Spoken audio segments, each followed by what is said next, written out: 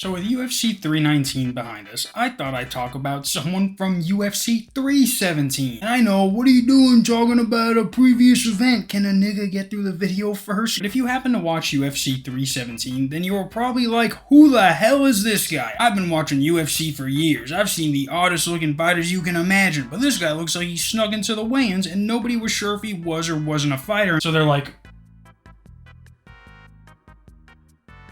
295.5.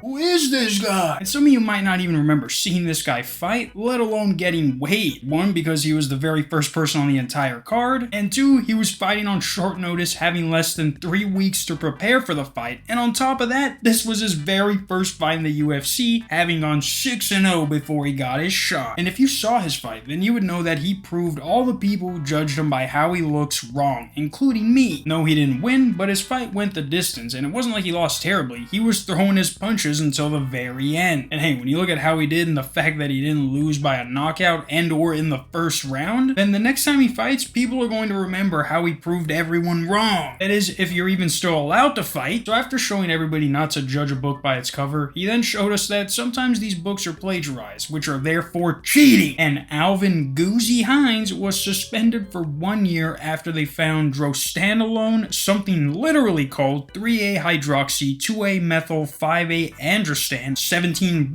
testosterone metabolites, a metabolite of tamoxifen, 3-hydroxy 4-methylmixafen, and a metabolic modulator in his system. Dude was more fucking juiced than Liver King. But those are all essentially steroids that are all banned in the UFC, no exceptions. And you're probably like, well, why didn't he get cut? Why are they just giving him this long suspension? Well, because apparently he was already using the juice before even signing with the UFC, and by the time they found it in his system, it was already at the end stages of what it was supposed to be doing, but nonetheless, he was cheating. Which, when you think about it, is probably the reason he lost. He was using steroids before he got into the UFC, was undefeated, and then lost the only fight where he wasn't able to juice up them fake muscles. Which, now that I'm saying out loud, makes me think that he should have just been cut, because this literally proves that he was using steroids to win and thought he could ease his way into the UFC without anyone noticing. Too bad it says 3 of the tests he took came back positive for steroids, even the one he took on the day of the fight. 2 of them were actually from before his fight, so I have no idea why he still let him fight, but he lost anyways, and now we know why. It's because he's a no good dirty juicer with a hard R. And the UFC made an official statement on their decision saying that even though he took these substances before he got signed with the UFC, because he didn't let them know, they're like, come on, you only had one job, let us know you were a dirty steroid cheating piece of shit. And what's funny is that while I was trying to look up more information on this guy, apparently people were already doing that right after he lost his fight. So this account, Knockout Alerts,